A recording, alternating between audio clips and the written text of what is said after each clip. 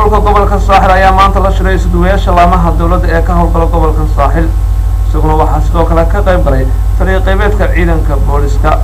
arrimaha shirkaasi lagaga hadlayay waxaa kamid ahaa xoojinta nabadgelyada iyo sidii la isaga kaashan lahaa horumarka gobolka ugu horeyn waxaa halkaasi ka hadlay gudoomiye ku-xigeenka gobolka saaxil maxamed cismaan xaaji axmed marka il gaara iyo nabadgelyo gaara iyo muhiimad gaara ayuu gobolku leeyahay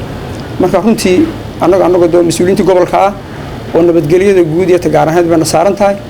haddana idinkuna waxaa tihiin laamihii dawladda ee ka shaqaynaya iyaguna amniga haddii developmentka xaggeeda ay noqon lahayd siyaasadda dawladda ciddii hirgelin lahayd ayaa ka mid tihiin oo mashaariicda dawladdu qabanayso idinkuna qayb baa ka tihiin inaa idinkuna dee magaranaysaa dee ka qayb qaadataan oo dee information wanaagsan oo positive ah hadday noqon lahayd dee horumarkan soo socda DBWOL hadday noqon lahayd horumarka kale gobolka dee ka socda tiina shaqo iyo tacaam ahaanba inaa idinkuna dee information positive ah ka qayb qaadataan oo dee wacyigelinta inteeda ku xidhan baa gaarsiisaan ayaanu idinka rajaynaynaa waxaa kulankaasi soo afmeeray gudoomiyaha gobolka saaxil jaamac yuusuf axmed waxaana ka mid ah hadaladiisa leeyahay dadka ganacsatada ee laysanada haysta ay laysanadu ka dhacsan yihiin waa bishii 9aad baa lagu jiraa cid kasta oo laysanku ka dhacsan yahay la arko waxay mudan doontaan ganaax waayo cashuuruhu waa lafdhabarta dhaqaalaha ee gobolka ee Somaliland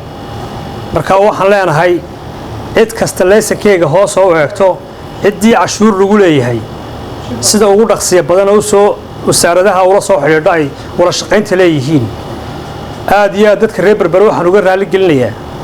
maalmihii dhaweyd toddobaadkayna soo dhaafay leyrka oo yara dadami jiray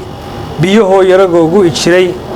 alxamdulillah ma sha Allah shirkadda korontada ee leyrka Berbera